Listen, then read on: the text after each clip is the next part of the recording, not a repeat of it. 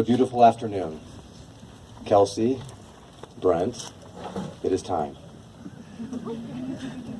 You're beautiful. You have all the friends and family. You've been invited to this magnificent setting, majestic, beautiful, to share in one of the most happiest moments, the most holiest moments that two people can engage in, the union of two souls.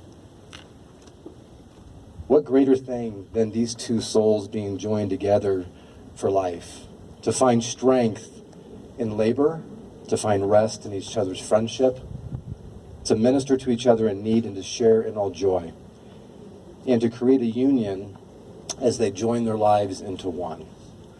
Who gives this woman to be married to this man? Her mother and I. Very good. Brent, you may take your bride.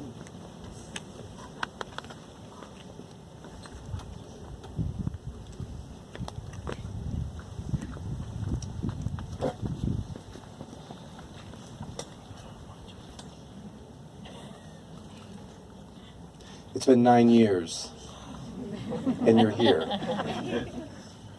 You have a beautiful friendship. You started well. You will end well because of what's inside you. And today we want to honor that before God and before your friends and family. And so I'm going to ask you what your intent is today, which I already know. When I think about Scripture, I think about in the beginning, God said that it would be good that a man would leave his father and mother, and he would cleave to his wife, and they would become one. That's what you're doing today. So many people have come before you, so many men and women who have ennobled the concept of marriage and the bond of marriage. You come from a heritage of beauty. So Bruce and Carol, Steve and Cheryl, Sherry, you have given them an example that they will follow for the rest of their life. The heritage that they've experienced will continue through your life. Your life will become purified and ennobled, and it will become a pure form of divine human love. In this holy estate, you two are coming now to be joined in marriage. So let me ask you, Brent and Kelsey, the union in which you are going to enter, you'll influence your whole future. Your future with many joys and sometimes disappointments, successes and sometimes failure, pleasures and pain, is hidden in some regard from your eyes right now. So not knowing what is before you, you do come to take each other for better or for worse, for richer or for poor, for sickness or in health, until death do you part. As Christ blessed the marriage feast at Cana, so he has abundantly and enriched and strengthened your love, and to assume the duties that are before you to ensure lasting fidelity. In the presence of God and these, your family and friends, I ask you to declare your intentions. Brent and Kelsey, have you come here freely and without reservations to give yourselves to each other in marriage? If so, say, we have. We have. So will you love and honor each other as husband and wife for the rest of your life?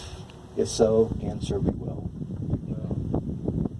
So when I think about the theme of today, as we spent time Skyping from Michigan to Kansas, or in the later stage, Denver, your new home, and your parents, I understand, were married in Denver as you were born in Colorado. Beautiful. There's nothing more dynamic. There's nothing more intimate or mystical than when you come together in marriage. Bringing your two lives into oneness today is a continuation of the process that has been the last 9 years. You are best friends. You have love and respect for each other, and now you commit to marriage. Your lives, as I mentioned, are a great part influenced by your parents and those who have come before you. They will be your encouragement in the years to come. Lean into their wisdom and their love. However, you are separate, and you are forming one new body in your marriage. When I think about your parents, I ask them to provide some perspective about what was most meaningful to them. And they both gave me information. Karen and Bruce said that it was important for you to laugh and to have a lot of fun. to share experiences deeply with one another, which you're already doing. Allow each other to chase their dreams and to grow. Sherry and Steve, they said that you should be best friends. They said that you should have the idea of grace and forgiveness in your relationship together, and that you should enjoy the journey. And so when I think about the idea of intimacy, and when I think about friendship, you're going to give each other that for the rest of your life. You're always going to be together. At some points you're going to be separate, but in your hearts you'll never be without one another. The greatest thing that you do is have desire for one another. You'll have interest and you'll have careers and you'll have endeavors that in some cases will separate you, but you'll always have beautiful desire for one another, that when you reunite, you will have love that will fill you, sustain you, and give you everything that you need for your future.